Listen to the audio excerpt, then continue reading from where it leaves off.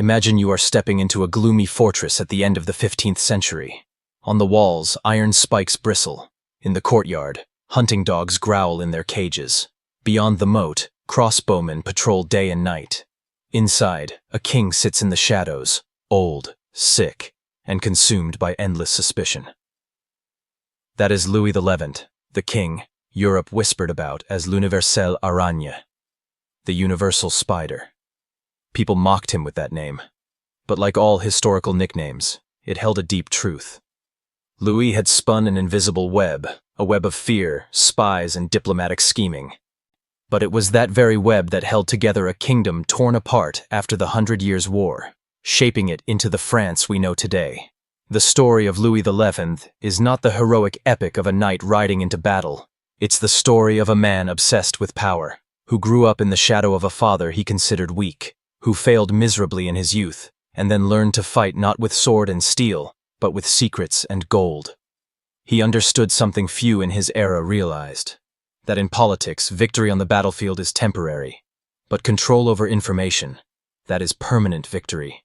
In this journey, we will discover a Louis XI who was both terrifying and fascinating, a king willing to imprison a powerful cardinal in an iron cage, but also a man so clever he made the King of England retreat with just a check and a wine-filled feast. He drove his greatest enemy, Charles the Bold of Burgundy, to his death without ever taking the field himself, and as his reign closed, he left behind a paradoxical legacy, a unified, powerful France, but one built on suspicion, heavy taxes, and fear. So who was Louis XI? A cruel tyrant, or a genius architect of the modern state? For more than a century afterward, France would walk on the foundation he built, and today, we pull back the curtain of history to enter the world of the universal spider, where that fragile yet persistent web held fast to a breaking kingdom. Part 1. The Fortress of Fear. A King and His Web. Ladies and gentlemen, let us open a heavy iron door together and step into the silent space of an ancient fortress, where light only trickles through narrow slits. This is the Château de Plessis-les-Tours, in the early 1480s. The air is thick with the damp smell of stone and the cold metallic scent of weapons. All around, the walls are covered with iron spikes. Rows of fierce hounds growl in their cages, and crossbowmen patrol continuously. This is not a magnificent palace in the style of the Burgundian or English courts. This is a fortress, a giant nest where the old spider hides. And that spider is Louis XI of France. His contemporaries called him by a strange nickname, l'universelle aragne, the universal spider. At first, it was a taunt. Nobles and foreign envoys saw him as a wretched creature, spinning his silk in the shadows, pulling everything toward himself. But as Louis XI's web spread wider, the name became reality. He truly was the spider, and the entire kingdom of France was caught in his invisible web, a king, imprisoned by his own fear. When we look at Louis at Plessis in his final years, he doesn't appear as the familiar image of a medieval monarch. No shining throne, no lavish banquets, no bustling court. Instead, he resembles a prisoner of his own suspicion, of the obsession that enemies could appear anywhere, even among those closest to him. In his private chambers, Louis XI lived like a hermit. He wore simple clothes, often short, dark tunics, and a shabby felt hat. He ate modestly, preferring dried fish, fruit, and was especially fond of commoners' food. He shunned the pageantry of the court. His attendants were not powerful dukes or counts, but men of low birth, a barber, a doctor, a tax official. Men he believed would be absolutely loyal, because their careers depended entirely on him. Here we see a paradox, a king whose power extended over all of France, yet who shut himself away in fear. The thick walls were not just to keep out foreign invaders, they reflected the constant anxiety in the king's soul. Messengers and secret letters. The invisible power. A striking feature in this atmosphere was the constant flow of people coming and going, exhausted knights, caked in mud, carrying scrolls sealed with wax, which they placed directly into the king's hands. Louis XI read each one, his eyes lighting up with a strange focus. No detail, however small, escaped his memory. This was the information network he had painstakingly built. In an age when news traveled slowly by rumor or handwritten notes, Louis XI understood that whoever controlled information controlled power. To him, these letters were more valuable than an army. Philippe de Comines, a courtier and historian, wrote that the king had an extraordinary memory, able to recall every number, every scrap of news reported from various places over many years. Thanks to this, Louis controlled the country like a spider sitting in the center of its web, feeling the vibration of any thread that moved. Why did he live like this? To understand why Louis XI built his life within fear and walls, we must look back to his past. He had witnessed his father's court, Charles VII's, where the resounding victory over the English was not translated into lasting power. Charles VII was called the victorious, but in his son's eyes, he was just a weak king, more infatuated with his mistress Agnès Sorel than with matters of state. Louis despised the ostentatious display of the Burgundian court, where nobles dressed lavishly and held extravagant parties. To him, it was all a dangerous veneer hiding the decay of the feudal system. He once exclaimed that ceremonies, knights, and honorable loyalty did not protect France. They were the very things that had kept the country divided and weak for a century. From these experiences, Louis drew a bitter lesson. Power lies not in splendor, but in absolute control. Not in gleaming weapons, but in the invisible threads that bind men. The fortress as a mirror of political philosophy. Plessis-les-Tours was therefore not just a residence, it was a political symbol. The thick walls, growling hounds, and silent guards all sent a message. The king is separate, untouchable, and does not need to rely on the nobility. He was the embodiment of a metaphysical power, distinct from ordinary men. If the traditional feudal court saw the king as first among equals, Louis XI shattered that model. He turned the throne into an independent entity, no longer a plaything for powerful dukes. In other words, Louis XI planted the first seeds of absolute monarchy, a state that would later be brought to its zenith by Louis XIV, the Sun King, the court of humble men. One of the details that made the nobility despise Louis the most was his empowerment of men from low-born backgrounds. Olivier le Daim, a mere barber, became a trusted courtier and was made a count. Tristan l'Hermite, a military official, became the enforcer of justice, even earning the title the king's executioner. These figures were scorned by the traditional nobility, but for Louis, they were symbols of a new court, loyal to the king, not to family or chivalric honor. He had changed the rules of the political game. Power was no longer a privilege of lineage, but a gift from the king. And that also meant power could be taken away at any moment if loyalty waned. Loneliness as an instrument of rule. Despite this, Louis XI was never a beloved man. He was hated by the nobility, feared by the common people for his heavy taxes, and even in the eyes of his allies, he was just a cunning, unpredictable schemer. But it was this very loneliness that became an instrument of power. At Plessis, he created an almost inaccessible court. Few could meet the king directly. He sent out orders by letter, and sometimes used his very absence to reinforce his mystique. People were never sure what he was thinking, or where he was in his network. This created an atmosphere of both fear and reverence. The nobility, accustomed to approaching the king as an equal, now found themselves like prey in a spider's web, liable to be tightened at any moment. If we see Louis XI only through the image of an old, suspicious king, we miss the true value of this character, because it was this very paranoia that paved the way for a completely new type of state. He showed that power doesn't need to be ostentatious. It can hide in the shadows, in fear, and in the invisible strings connecting the center to the periphery.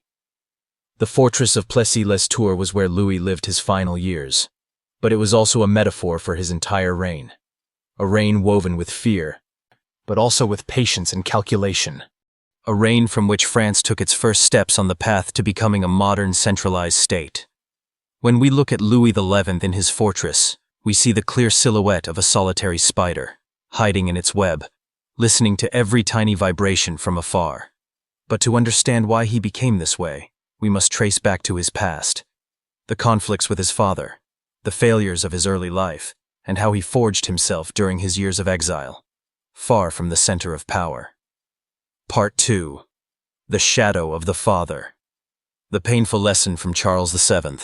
Ladies and gentlemen, if we want to understand the old spider Louis XI, we must go back to his roots, to the man who fathered him, Charles VII, the king history calls the victorious, le victorieux. But in the eyes of his son, he was not a role model to follow. He was a distorted reflection, a ghost of weakness that Louis would spend his entire life trying to escape. A court born in chaos, Charles VII ascended the throne during a period when France had almost ceased to be a nation. In the 1420s, most of the north was in English hands after the Treaty of Troyes. Paris had fallen under enemy control. The French king held only a few territories in the south, and even his right to the throne was disputed. Amidst this uncertainty, a peasant girl named Joan of Arc, appeared like a strange wind. With her ironclad faith and the sacred fire in her soul, she convinced Charles to believe in her mission, led the army to lift the siege of Orléans in 1429, and brought him to Reims for his coronation. That was the moment Charles was restored to his legitimate title as king. Yet, paradoxically, that very triumph exposed a great weakness. He needed a peasant girl to affirm his legitimacy. In the eyes of the teenage Louis, this was a humiliation. His father, the King of France, had to rely on a young woman to reclaim his throne. Charles VII. A man of hesitation. At Charles VII's court, the atmosphere was generally lighter, less tense than Plessis would later become. The king had a gentle nature, enjoyed discussions, but was easily influenced by those around him. He was indecisive and rarely dared to be resolute. This was starkly evident after Joan of Arc was captured by the English and burned at the stake in 1431. Charles VII did almost nothing to save her. For the young Louis, this was irrefutable proof. His father didn't dare protect the very person who had saved his crown. Throughout his reign, Charles was still called the victorious for reclaiming most of the territory from the English, but that victory came from collective strength, thanks to commanders like Jean Bureau, thanks to the patriotism of the people, rather than the king's decisiveness. Louis XI, observing his father, drew a bitter conclusion. Military victory is not enough if the king does not control the political chessboard. Agnès Sorel, the mistress and the thorn in Louis's side. One of the most influential figures in Charles VII's life was Agnès Sorel, the first official mistress in the history of the French court to be publicly acknowledged. She was famous for her stunning beauty, dressed daringly, and was even depicted with a bare breast in several paintings, a shocking thing at the time. Agnès was not just a symbol of beauty. She also had a voice in politics, advising the king to focus on the war against England and providing financial support for the army. For Charles VII, she was a source of inspiration and vitality, but in Louis's eyes, it was a disgrace. A woman outside the royal family could sway the political decisions of the monarch. Louis, who dressed simply and despised luxury, grew to hate the splendor that Agnès brought to the court. He saw his father as a weak man, blinded by beauty, instead of being cold and clear-headed in matters of state. Louis, the unruly prince. From a young age, Louis displayed a different character. He disliked ceremonies, had no interest in the music or festivals the court often organized. Instead, he preferred to mingle with common people, associating with merchants and peasants, listening to them talk about real life. In Charles VII's eyes, his son was stubborn and uncontrollable. In Louis's eyes, his father was weak. This father-son clash grew increasingly intense. Louis learned one thing. He would never repeat that mistake. Never let emotions or a mistress influence the throne. The Burgundian court. A contrasting mirror. To understand more, we need to look at Burgundy, a prosperous land with powerful dukes like Philip the Good. There, the court was brilliant, the ceremonies lavish, with knights and artists vying for attention. Louis was sent there for a time, and he despised it all. To him, it was a dangerous stage where power was just a game of extravagance. When he returned to France, Louis's hatred for what he saw as his father's weakness only grew. Charles VII relied on the great nobles. Nurturing a glamorous court, Louis saw this as a sign of an outdated feudal model. Political lessons from a fragile reign. If there was one legacy Charles VII left for Louis, it was a wake-up call. Charles VII had restored the territory, but he had not restructured the court. He won the battles but not the political game. Louis looked at his father and learned that, in a world torn by war and intrigue, the king must be an unshakable center, a metaphysical entity, not a man easily manipulated. He regarded the entire chivalric court, with its honor, ceremonies, and personal feudal relationships, as an obsolete system. It was the root cause that had plunged France into the 100 Years' War in the first place. Dukes and counts were not loyal to the throne, but only to their own interests. Louis vowed to destroy that system. The result of contempt. The father-son tension reached its peak when Louis participated in the Praguerie in 1440, a revolt of the dukes against Charles VII. Although it failed, this event showed that Louis did not accept his father's style of rule. And when he was exiled to the Dauphiné, he was not discouraged, but turned his place of exile into a laboratory of power. Here we see it clearly. Louis's personal contempt for his father merged with a new political vision. He wasn't just rebelling because of a broken father-son relationship. He was rebelling against the entire feudal system his father represented. The death of Charles VII and a fateful succession. In 1461, Charles VII died. History tells that he died in solitude, suspecting that his own son was starving him by cutting off his food supply. Whether this is true is hard to prove, but the story reflects the complete breakdown of their father-son relationship. Louis XI ascended the throne not with the pride of inheriting from his father, but with the determination to erase the legacy he despised. He didn't want to be a victorious king easily manipulated by a mistress or nobles. He wanted to be the spider, the one who controlled everything with invisible threads. Ladies and gentlemen, the relationship between Louis XI and Charles VII is one of history's classic father-son tragedies. It's like a contrasting mirror. The father is a symbol of victory, but also of hesitation. The son is the embodiment of suspicion and coldness. Louis XI, throughout his life, always acted so as not to become his father. But paradoxically, it was from Charles VII that he inherited the tools he would exploit: a standing army, a tax system, and the legitimacy of a France unified after the war. If Charles VII was the one who restored the kingdom from chaos, then Louis XI was the one who redefined how to rule that kingdom. One conquered with the sword, the other with a spider's web. And so, the shadow of his father was cast over Louis XI's entire life, as a bitter reminder that he could never afford to be weak. But Louis also had to learn this lesson at a steep price. The Praguerie, the failed rebellion of his youth that led to his exile in the Dauphiné. Part 3. The Praguerie and Dauphiné, the laboratory of power. Ladies and gentlemen, if the first two parts showed us a picture of an old Louis XI hiding in his fortress of fear, here we will turn back the clock several decades to witness his reckless youth. A Louis who was not yet the spider, but a prince of just 16, hungry for power, impatient, and full of mistakes. But it was these very mistakes that became life-or-death lessons, forging one of the sharpest political minds in Europe. The Praguerie, the rebellion at 16. In 1440, France had just emerged from the darkest years of the 100 Years' War. But the court of Charles VII, Louis's father, was still rife with instability. The great nobles, accustomed to near-absolute power during the king's period of weakness, were not willing to easily accept the crown's control. In this context, a coalition of nobles rebelled, calling themselves the Praguerie, a reference to the Hussite revolts in Prague. They were dissatisfied with Charles VII's military reforms, particularly the creation of the Compagnie d'Ordonnance, standing cavalry units paid directly by the king. This weakened the position of the lords who were used to maintaining their own private armies. Louis, at just 16, threw himself into this rebellion. Why? Not just because he was dissatisfied with his father, but also because he wanted to prove himself. To show he was capable of replacing a king he saw as weak.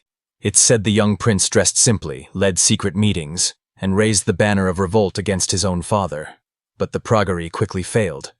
Charles VII, with rare skill, crushed the rebellion without much bloodshed. Louis was captured, and instead of executing him, the king pardoned his son. Instead of giving him a powerful position in Paris, he exiled Louis to the Dauphiné, a remote, poor region nestled in the Alps. Dauphiné exile or a proving ground. For a prince, being exiled from the central court could have been the end, but Louis turned his exile into an opportunity. In the Dauphiné, he acted like a true king. He established his own administrative apparatus, organized tax collection, issued decrees, and even conducted the region's foreign policy. Records show that Louis signed trade agreements with Italian cities, maintained contact with Swiss powers, and managed local finances tightly. He built a team of advisors from diverse backgrounds: merchants, jurists, common officials, people who were not from the high nobility. This was the laboratory for his future model of governance, where power was based on administrative efficiency and loyalty to the ruler, not on lineage. The Dauphiné also gave Louis an experience that Paris did not: closeness to the common people. He often walked through towns, listening to merchants and peasants talk, observing their daily lives. It was here that Louis began to form the idea that a king's strength comes not just from knights or nobles, but from controlling and harnessing the resources of the common folk. The lesson from the Prague's failure. The failed rebellion taught Louis a costly lesson. Open force, in the aristocratic style, was a foolish path. He understood that banners and magnificent knights did not guarantee victory. In the game of politics, the loudest player is often the first to fail. Instead, he chose a new path: secrecy, patience, and setting traps. If the Praguerie was the impulsiveness of youth, then the Dauphiné was where Louis learned to become the spider, not charging into battle, but sitting quietly in the shadows, observing and controlling from a distance. New alliances. The first threads of the web. From the Dauphiné, Louis began to establish his own connections. He befriended Italian merchants, who brought him news from all over Europe. He maintained contact with the Swiss cantons, a force that would later play a crucial role in destroying Burgundy. Here we see the first threads of the spider's web taking shape. They weren't yet strong enough to grasp the entire kingdom, but they were enough for Louis to feel the power of information and secret diplomacy. The father-son relationship worsens.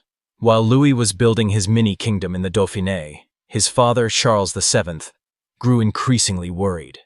The king saw clearly that his son was acting like an independent monarch, no longer viewing the central throne as the supreme authority. From then on, their already strained relationship fractured further. It's said that Charles VII repeatedly ordered Louis to return to court, but he refused, claiming to be busy governing his lands. For Louis, returning to Paris meant submitting to the control he despised. In the Dauphiné, he was the true master. From Dauphiné to the Burgundian court. A turning point in exile. Tensions reached a breaking point when Charles VII tired of his son's defiance. Louis, fearing for his life, fled the Dauphiné in 1456 and sought refuge at the court of Burgundy, under the protection of Philip the Good. This was a major turning point. The Prince of France became an exile, living for years in the dazzling palace of his father's greatest political rival. In Burgundy, Louis witnessed the court's extravagance: festivals, art, chivalric ceremonies, everything he loathed. But he couldn't deny one thing: Burgundy was also a rich center of commerce and culture, with far more potential than the French court at the time. He learned to despise and observe simultaneously, waiting for the day he could return. Dauphiné, the laboratory for future power. Looking back, the Dauphiné period shows a crucial maturation in Louis's political thinking. Here he had experimented with administration, organizing taxes, building a loyal bureaucracy. Experimented with diplomacy, signing trade treaties, contacting foreign powers. Experimented with a new court model, placing trust in men of low birth instead of the traditional nobility. The Dauphiné became a laboratory, where Louis tested new tools of governance, which he would later apply to all of France when he ascended the throne in 1461. The Praguerie and the Dauphiné period shaped the man Louis XI would become. If he hadn't recklessly joined the rebellion, he might not have learned the value of secrecy. If he hadn't been exiled from Paris, he might never have built his new model of centralized rule. In history, we often see great figures forged by failure. For Louis XI, The failure at 16 was the whetstone that sharpened the mind of a spider. The Dauphiné, though just a remote region, became the chrysalis where he transformed, preparing to step onto the grand stage of Europe. When Charles VII died in 1461, Louis XI took the throne. But he didn't appear as a naive young prince. He was already a seasoned politician who had experienced failure, ruled a territory like a true king, and lived in exile at his enemy's court. Part 4. Péronne, 1468. The day the spider was almost torn apart. Ladies and gentlemen, if there was one day that Louis XI's web shook so violently it seemed it would be torn to shreds, it was in October 1468 at Péronne. A moment when the most cunning king in France fell into the trap of his most dangerous enemy, Charles the Bold, Duke of Burgundy. We have seen Louis XI in the previous parts, a young man who failed in the Praguerie, then quietly honed his power in the Dauphiné. When he ascended the throne in 1461, he was determined to build a centralized state. But no journey is smooth. And in 1468, in the castle of Péronne, Louis nearly lost everything: his throne, his honor, and even his life. The context before Péronne. The enemy named Burgundy. To understand the drama at Péronne, we must look at the relationship between France and Burgundy. In the mid-15th century, the Duchy of Burgundy was not just a wealthy territory, but almost an independent state, stretching from the modern-day Netherlands down to eastern France. Charles the Bold, the Duke at the time, was the perfect opposite of Louis XI. Charles was hot-tempered, warlike, and passionate about chivalry and battle. Louis was cunning, patient, and used spies and money instead of swords. Charles dreamed of building a powerful Burgundian kingdom, standing between France and the Holy Roman Empire. That ambition directly threatened the existence of a France in the process of reunification. Louis's promise and the trap. In 1465, Louis had faced the League of the Public Weal, a coalition of rebellious nobles in which Charles played a prominent role. Louis was forced to sign unfavorable treaties, ceding rights to Burgundy. But the spider never forgot that humiliation. By 1468, Louis sought another chance to turn the tables. He heard that the city of Liège, which was under Burgundian influence, was preparing to rebel against Charles. Immediately, Louis smelled an opportunity. He secretly promised support to the Liège rebels, encouraging them to rise up against the Duke. Meanwhile, to appear conciliatory, he agreed to meet Charles in the city of Péronne, right in his enemy's territory. This was a bold, even reckless decision. Louis arrived without a large army, only a small retinue. He believed his cunning and words could protect him, but that very belief put him in the lion's den. The trap closes. Louis becomes a hostage. In the first few days at Péronne, the meeting between the two leaders took place in a tense atmosphere. Louis tried to persuade Charles to ally against their common enemy, King Edward IV of England. He promised trade benefits and advantageous marriages. But then, terrible news arrived. The rebels of Liège, encouraged by Louis's promises, had risen up at the exact moment Louis was in Péronne. Not only that, but they had slaughtered Burgundian officials, plunging the region into chaos. Charles the Bold flew into a rage. He realized immediately that Louis was behind the plot. And now, the King of France was right in his hands, with no army, no defense. Louis XI, the clever spider, had walked right into his rival's web. The tense days at Péronne. It's said that for several days, Louis was like a prisoner in the very castle where he was being hosted. Charles was furious, wanting to kill or at least imprison the French king. But his advisors restrained him. Killing the King of France would shake all of Europe and could lead to an all-out war. Instead, Charles chose to humiliate Louis. He forced Louis to sign the Treaty of Péronne. Louis renounced all interference in Burgundy. He had to recognize Charles's control over many territories, including Picardy. And most humiliating of all, Louis had to personally accompany Charles to Liège to witness the crushing of the rebellion he had once supported. This was not just a political agreement, it was a public shaming. A king had to ride alongside his enemy to watch the people he had promised to help be slaughtered before his eyes, the horrific scene at Liège. In November 1468, Charles's army marched into Liège, with the King of France in tow. The battle was brutal. The rebels were mercilessly cut down, the city was ravaged, and the populace suffered a massacre. It's said that Louis XI had to stand on a hill, looking down at the bloody scene. For him, it was one of the most shameful moments of his life. He, who had been so confident he could control all forces with his network, was now powerless, forced to watch his allies be destroyed because of his own folly. But in that humiliation, Louis learned an unforgettable lesson. The lesson from Péronne. Never be drawn onto the battlefield. Péronne taught Louis that he could not confront men like Charles the Bold head-on. Charles craved battle and chivalric honor. Louis did not. And after Péronne, he became even more convinced that true strength lay in cunning, in patience, and in letting his enemies bring about their own downfall.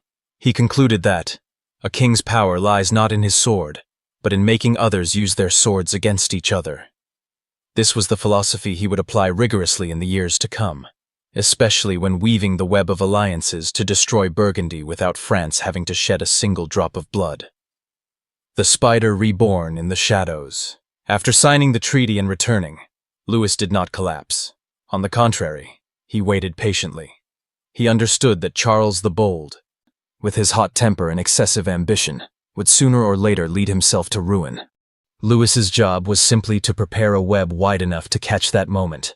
And just as he predicted, less than a decade later, Charles plunged into reckless wars against the Swiss and Lorraine, and died miserably at Nancy in 1477.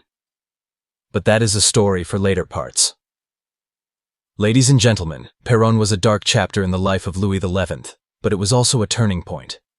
It shows that even the universal spider could make mistakes, could sometimes fall into another's web. But the difference was, Louis knew how to learn from failure.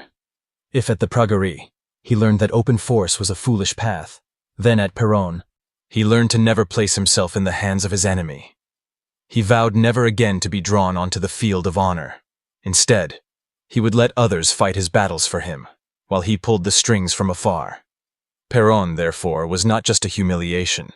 It was the stepping stone for Louis XI to become a master of diplomacy and intrigue, a man who could kill his enemies with gold and alliances, not with sword and spear. After Péronne, Louis XI became more cautious than ever, and to ensure he never fell into such a trap again, he decided to build a tool of power unprecedented in Europe, a postal and spy network that stretched across the continent. Part 5. The King's Eyes and Ears. The First Intelligence State. Ladies and gentlemen, after the shock of Péronne in 1468, Louis XI returned to Paris not in glory, but in the humiliation of being outmaneuvered. He had been led like a prisoner by his rival Charles the Bold, forced to watch his allies in Liège be crushed before his very eyes. But in that shame, Louis learned a lesson. He who holds the information holds the power. From then on, he threw himself into building a new kind of weapon, not an army, not a castle, but an intelligence and postal network that stretched across France and beyond, into Europe. In an age when news often traveled slowly by rumor, Louis XI created what could be called the first intelligence state in European history. A king of letters. Louis XI had a strange passion: letters. He wrote, read, and kept countless letters, to the point that Philippe de Comines, a trusted courtier, recalled that the king had an extraordinary memory, able to recall minute details from reports years earlier. For Louis, a letter was not just paper. It was a thread in his spider's web, vibrating to let him know something was happening far away. And unlike other monarchs, Louis didn't delegate this work to secretaries. He read them himself, answered them himself, and even carefully used codes for important correspondence. It's said that Louis would often sit in his private room, dressed simply, holding a quill, hunched over a wooden desk to write. No elaborate ceremonies, no crowds of guards, just him and the written word, a secret weapon more powerful than an army. The Royal Postal Service. The kingdom's nervous system. To ensure information flowed constantly to the center, Louis XI established a royal postal system. In 1464, he issued an edict organizing postal relays along major roads. By 1477, This system had grown into a national network, relay stations with spare horses and riders always ready to set off. This network turned France into a body with a sensitive nervous system. A rumor in Bruges, a plot in London, a secret letter in Rome. All could reach Paris faster than in any other country at the time. This wasn't just for spying. It also helped Louis govern the country more effectively, collecting taxes, issuing orders, monitoring officials. In an age when many monarchs still depended on local nobles to convey their commands, Louis XI had a direct line connecting the king to the entire kingdom. Spies, the invisible people in plain sight. But letters were only part of it. What truly set Louis apart was his spy network. And his spies were not knights or nobles, but ordinary people. A merchant in the Bruges market, pretending to haggle while his ears picked up rumors. A monk in a Roman monastery, copying a sensitive letter before sending it on. An innkeeper in London, getting an English nobleman drunk to extract information. These people were invisible in everyday life, but they all sent information back to the center of the web. And Louis XI, with his phenomenal memory, remembered every small piece, then assembled them into a complete picture. Comines tells that the king had the ability to ask a sudden question about an event that had happened years ago in a small town, astonishing his courtiers. He forgot no detail. For Louis, information was never trivial. It could become leverage to pressure a lord, or save the entire kingdom from a conspiracy. A chilling example. Cardinal Jean de la Balue.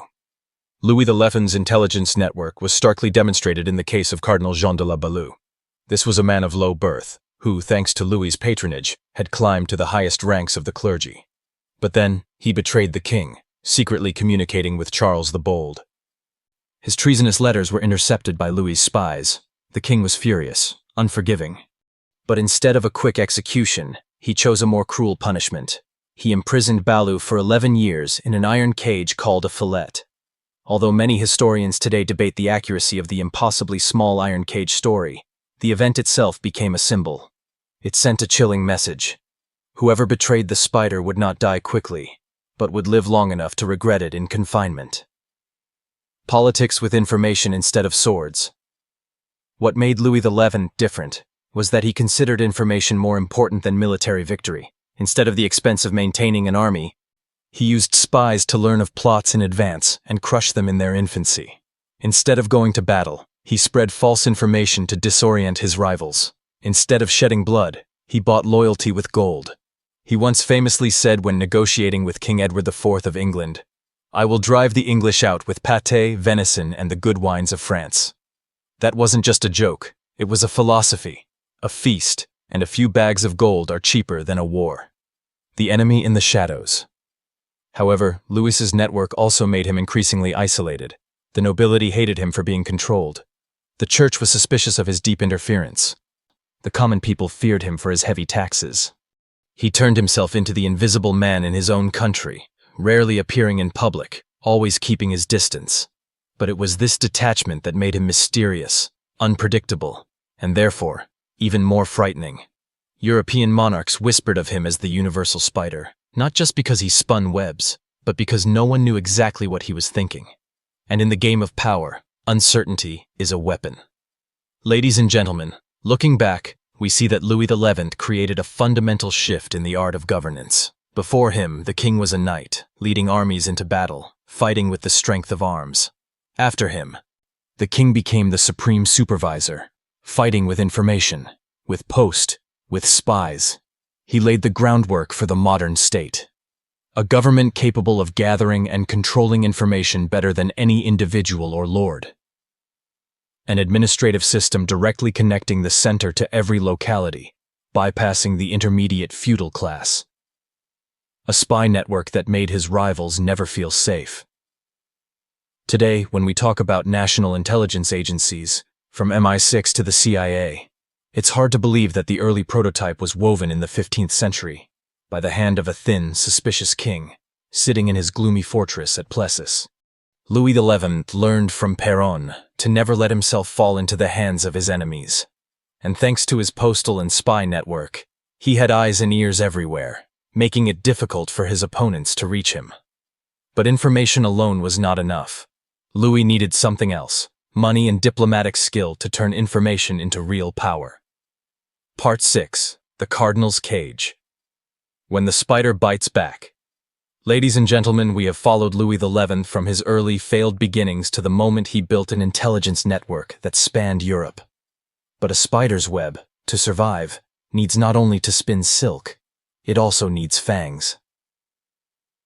And the story I am about to tell you today is the clearest evidence of the universal spider's cold-blooded cruelty, the betrayal of Cardinal Jean de la Balue, and the infamous iron cage that became legend. Jean de la Balue. From humble man to Cardinal Jean de la Balue was born into a poor family in Poitou, of no noble standing. But he was intelligent, well-educated, became a jurist, and then advanced within the church. Balue's path was tied to the ambitions of one man, Louis XI. The king, who despised the traditional nobility, preferred to use humble men who would be absolutely loyal. Balue was a prime example.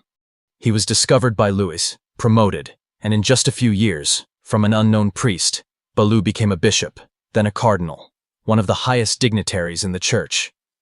Louis XI believed that by building the careers of men like Balue, he would be repaid with absolute loyalty. But loyalty, as Louis would soon realize, is a fragile thing. The temptation from Burgundy. As Charles the Bold, Duke of Burgundy, grew into a major threat, Louis XI used every means to restrain him. But Burgundy was a land of wealth and power, and for those greedy for fame and fortune, the Duke's call was hard to resist. Jean de la Balue, once a confidant, began to lean toward Burgundy. He secretly sent letters to Charles, revealing the French king's plans, even suggesting ways the Duke could take advantage. It was a blatant act of treason. But the problem was, Louis XI had a vast intelligence network. And sooner or later, those letters fell into his hands. Louis XI discovers the betrayal. When the evidence of Balue's betrayal was placed on his desk, Louis did not fly into a rage immediately. He was calm, cold. This was the spider's signature style. Never strike at once, but wait for the right moment. Finally, he had Balue arrested and put on trial. But Louis did not choose a quick execution. For him, betrayal could not be punished in a single moment. It had to become a prolonged sentence, a permanent warning to anyone who dared follow that path. The iron cage La Foulette. It's said that Louis XI had Balue imprisoned in a small iron cage, called La Foulette, meaning the little girl. This cage was just big enough to sit in, but not to stand or lie down. And for 11 years, Balue had to live like that. Today, many historians debate whether the cage was really that small, or if it was a legend embellished later. But what no one denies is this. Balue was imprisoned for over a decade under harsh conditions, without freedom, without being able to return to the church. In the eyes of the public, the story of the iron cage became a symbol. It showed Louis XI's cruelty. But it was also a warning. To betray the spider was to walk willingly into his net. The spider's message. Why did Louis choose this form of punishment? Because he understood that fear is a more effective political tool than the sword. If he had executed Balue, people might have forgotten quickly. But imprisoning a cardinal, a high-ranking official of the church, in a cage for 11 years was different. It became a story told all over Europe. It made anyone, from noble to priest, think twice before betraying him. For Louis XI, this was how the spider bit back. Not killing the prey immediately, but keeping it in prolonged agony, for the whole world to see. Balue in historical memory. Jean de la Balue was eventually freed after Pope Sixtus IV intervened, forcing Louis to release him. But after more than a decade in a cage, his career was over. He was no longer a powerful figure, but a symbol of a fall from grace due to betrayal. Later, historians often mention Balue as proof of Louis's personnel policy, elevating the lowly, but also punishing them mercilessly if they turned their backs on him. Fear and power. The story of Balue also reflects the character of Louis XI. He believed in power built on fear rather than affection. Indeed, Louis XI was never a popular king. He was hated for his heavy taxes, his suspicion, his cruel treatment of opponents. But he made everyone obey, because fear is a stronger chain than sentiment. With the iron cage, Louis XI sent an unforgettable message. The throne could not be challenged, and once caught in the spider's web, the prey could not escape. Ladies and gentlemen, the Baloo affair is not just a gruesome anecdote. It also holds great historical significance. One mots. It shows the level of centralized power under Louis XI, a king who dared to imprison a cardinal, defying the church. 2. It proves the effectiveness of his intelligence network, which allowed the betrayal to be discovered in time. 3. It affirms Louis's governing philosophy. Fear is the most effective tool of rule. If Péronne showed Louis's weakness when humiliated by Charles the Bold, the Baloo affair demonstrates the opposite. When Louis was in control of the stage, he could be utterly ruthless. After biting the traitor, Louis XI continued to spin his silk. And the most important thread was diplomacy through gold. He understood that a war could be replaced by a check. And this was most clearly demonstrated in 1475, when he faced King Edward IV of England at Piquigny. Part 7. The check instead of the sword. Piquigny, 1475. Ladies and gentlemen, when we think of confrontations between France and England, we often imagine the bloody battles of the 100 Years' War, Crécy, Poitiers, Agincourt, where the blood of French knights stained the fields red. But today, I want to take you to a very different scene. A wooden bridge over the Somme River, on August 29th, 1475. No clash of swords, no gleam of lances, but instead, a negotiation, bags of gold, and a treaty. This was the Treaty of Piquigny, where Louis XI turned gold and wine into weapons, replacing blood and steel. The context. When the English returned 15 years after the 100 Years' War officially ended, the shadow of the English once again appeared on the French coast. King Edward IV of the House of York, having just consolidated power in the Wars of the Roses, now sought to reclaim glory on the continent. He led a large army across the sea, landing in the region of Calais, England's foothold on French soil. For many French people, it was a familiar alarm bell. The memory of a century of war was still fresh. Would France be plunged back into a cycle of bloodshed? But Louis XI did not panic. He knew that Edward IV did not come with the same strength as previous English kings. England was still mired in internal division, its finances depleted after years of civil war. And more importantly, Edward came to France not just for glory, but for money. Louis XI. The man who didn't want to fight Louis XI understood a simple truth. War is expensive, dangerous, and its outcome is never certain. He had watched his father, Charles VII, spend almost his entire life driving out the English. He knew that even a victorious battle could leave the country exhausted. And above all, Louis XI had learned from the failure at Péronne that he must never allow himself to be put in a passive position on the battlefield. He wanted to control the game from the negotiating table, not from the saddle. The bridge at Piquigny. The meeting took place on a specially constructed wooden bridge over the Somme River, near the town of Piquigny. The bridge had a barrier in the middle, just enough for the two kings to shake hands, but preventing either from attacking the other. The scene was powerfully symbolic. Two kings face to face, but instead of swords, between them was a wooden plank, words, and bags of gold. Edward IV, in his lavish attire, appeared as a typical English aristocrat. Louis XI, by contrast, was simple, pragmatic, looking more like a merchant than a king. And indeed, this meeting was more like a business transaction than a political treaty. The terms of the treaty. According to the Treaty of Piquigny, Louis XI agreed to pay 75,000 gold écus to Edward IV immediately. Pay another 50,000 écus annually as a pension. Ransom Margaret of Anjou, the widow of Henry VI, from the English. Both sides agreed to a 7-year truce. No blood was shed, no land was lost. Only gold in exchange for peace. Pâté, venison, and the good wines of France. It's said that during the meeting, Louis XI invited Edward IV to a lavish feast with pâté, venison, and French wine. He later made a famous remark: "I have driven the English out with pâté, venison, and the good wines of France." That statement, though humorous, contained Louis's political philosophy. War can be avoided if one knows how to exploit the greed and weaknesses of one's opponent. A feast, a sum of money. sometimes more effective than a battle. Edward IV, the man who left with a bag of gold. For Edward, this agreement was also beneficial. He brought an army to France, but instead of wasting it in an uncertain war, he returned home with his pockets full of gold, plus an annual pension.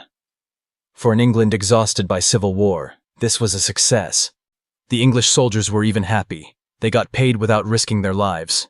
The army disbanded peacefully, and Edward strengthened his position at home. What did the French think? Among the common people, some mocked Louis XI.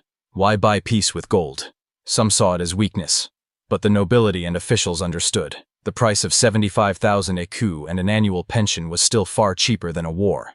Furthermore, by buying Edward, Louis had isolated Charles the Bold.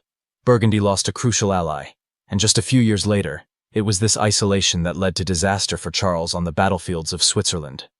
A bloodless victory. From a historical perspective, Péronne was an absolute diplomatic victory for Louis XI. He had 1. Avoided a costly and dangerous war.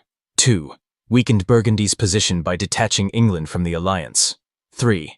Affirmed his political philosophy. Money and information are more powerful than swords. Péronne also marked a turning point. From this point on, French kings no longer had to fear major invasions from England as before.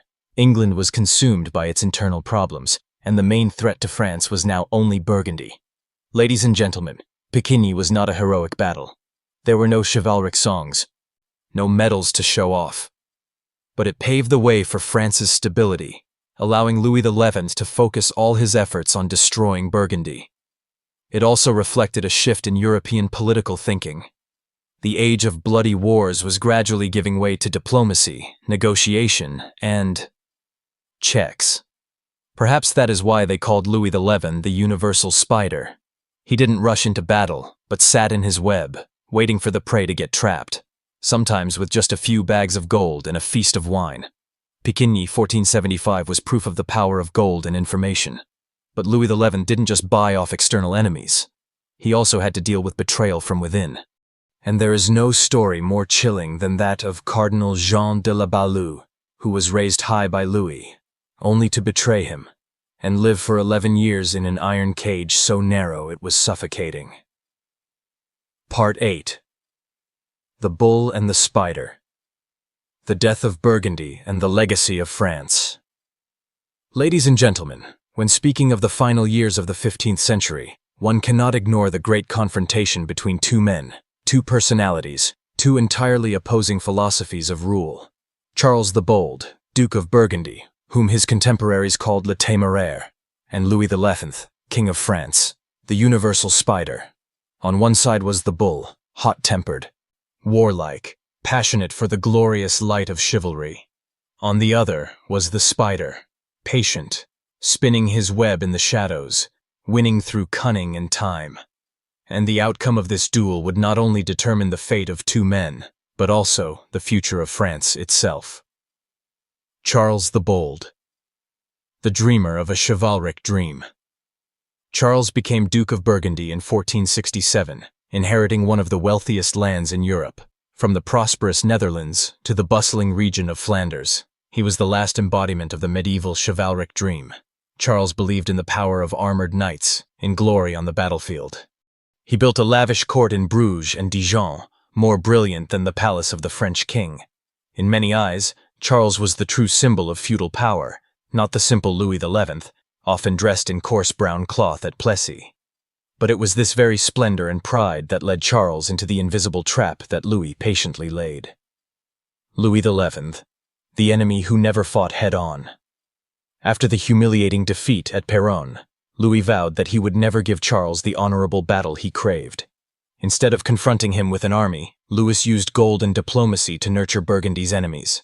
He secretly supported the Swiss Confederacy, the notorious pikemen who hated Burgundian expansion. He funded the Duchy of Lorraine, which was threatened by Charles, and he maintained peace with England after Péronne, isolating Burgundy on the international stage. In other words, Louis turned Burgundy into prey in his web. The more Charles struggled, the tighter he was ensnared. Grandson and Merton, when knights were crushed. In 1476, Charles led his army to attack the Swiss. He believed his Burgundian knights would easily crush these pike-wielding peasants. But reality was different. Battle of Grandson, March 1476. The Burgundian army was routed, leaving behind a massive treasure of spoils. The Swiss collected armor, tents, gold, and silver, so much that the phrase "the spoils of Grandson" became legendary. Battle of Merton, June 1476. Charles regrouped, but was once again crushed by the Swiss army. His chivalric fanaticism could not stand against the disciplined pike formations, supported by modern artillery. These two defeats shattered the myth of invincible Burgundy, but Charles still refused to stop. Nancy, 1477. The death of the bull. In the winter of 1477, Charles attempted to retake the city of Nancy from the Duke of Lorraine. He went into battle in the freezing snow, his army exhausted and short on supplies. On January 5, 1477, the battle erupted. The army of Lorraine, supported by the Swiss, attacked fiercely. The Burgundian forces disintegrated. Charles, still in his heavy armor, fought to the last. After the battle, his body was found in a ditch, his face mutilated, his body stripped of all jewelry. The bull had finally fallen, not to the King of France on the battlefield, but to smaller enemies, secretly nurtured by Louis XI. Louis XI, the victor from afar. When news of Charles's death reached Plessis, Louis XI did not celebrate. He was calm, almost cold. He knew he had won, but he had won not with bloodshed, but with patience and cunning. For Louis, this was the perfect victory. He had eliminated his most dangerous enemy without risking the lives of French soldiers. He had killed the bull from a distance, using only gold, diplomacy, and time. The aftermath. Burgundy shattered. The death of Charles the Bold created a power vacuum. His daughter, Mary of Burgundy, inherited his lands. Louis XI acted immediately. He reclaimed many territories in the north and east, strengthening France's borders. However, Mary married Maximilian of Habsburg. As a result, much of the Burgundian inheritance fell into the hands of the Habsburg family, opening a new era in European history. The rivalry between France and the Habsburgs would last for centuries. Although he did not capture all of Burgundy, Louis XI had achieved his most important goal, preventing the formation of an independent Burgundian kingdom in the heart of Europe. The Spider's legacy. Ladies and gentlemen, looking back, we see that Louis XI did not just destroy an enemy. He also laid the foundation for modern France. He centralized power in the hands of the king, gradually breaking the influence of the nobility. He built an intelligence and postal system, helping the court control information. He used diplomacy and finance as weapons, replacing traditional warfare. Louis XI died in 1483, in solitude, suspicion, and hated by many. But the map of France he left behind was vastly different from the one he inherited. From a patchwork kingdom, France now had nearly the shape of a unified, centralized nation. Conclusion. The Bull and the Spider. The story of Charles the Bold and Louis XI is a wonderful metaphor for the transition of an era. The bull, a symbol of chivalry, of feudal glory, died on the battlefield. The spider, a symbol of intrigue, information, and central power, survived, leaving behind a much more enduring legacy. The France we know today, a nation of great cities, of a centralized court, of a modern state, was woven from the very web of Louis XI. And though he was never loved, perhaps he was the bitter medicine needed to lead France out of the medieval darkness. The legacy of the web. Ladies and gentlemen, we have just walked a long journey together, from the reckless youth of Louis XI in the Praguerie Rebellion, to his humiliation at Péronne, then to his construction of a spy network that covered Europe, his buying of peace at Picquigny, and finally, witnessing his most dangerous enemy, Charles the Bold, fall without him having to swing a single sword. Louis XI was not an easy king to love. He taxed heavily, he punished cruelly. He used fear as a chain. His contemporaries mocked him as l'universelle aragne, the universal spider, an ugly, hidden, web-spinning creature. But let us ask, Without that web, would France have survived? When he ascended the throne in 1461, France was just a patchwork of feudal duchies, where the great nobles were stronger than the king. When he died in 1483, the map of France almost had the shape of the nation we recognize today. The cities of Lyon, Tours, and Paris began to prosper. Trade, fairs, and the silk industry flourished. A centralized state was born, where the king's orders went directly to every region via the postal service, where spies and letters became true power.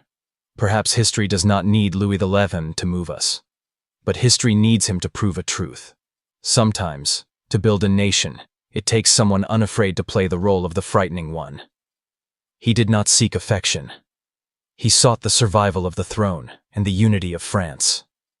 From that perspective, the universal spider was not just a creature hiding in the shadows. He was the silent architect of a new age. He killed the feudal chivalric dream of Burgundy to pave the way for the era of the modern state, where strength no longer lay in honor or medals, but in information, in finance, and in a solid center of power. So what is Louis XI in our eyes today? A suspicious tyrant? A political genius? Or both? Perhaps the answer is not simple. But what is certain is this: he left an indelible legacy. The France we know, the France of powerful kings, of the Renaissance, of the later Revolution, all walked the path that Louis XI had woven from fragile yet tenacious threads of silk. As we leave the fortress of Plessis-les-Tours, where the spider breathed his last, let us pause for a moment. Let us imagine the silhouette of a thin old man, sitting in a cold room, surrounded by letters, messengers, and spies.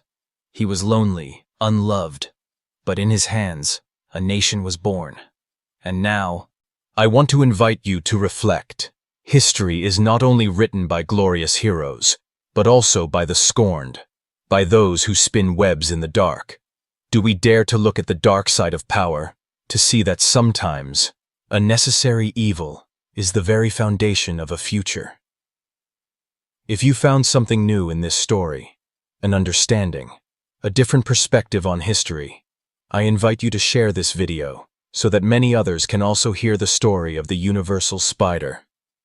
Please hit like, leave a comment with your thoughts, and subscribe to the channel so you don't miss the next historical journeys we will explore together. Thank you for joining me. And I'll see you in the next stories of history, where the past never dies, but merely waits for us to call its name.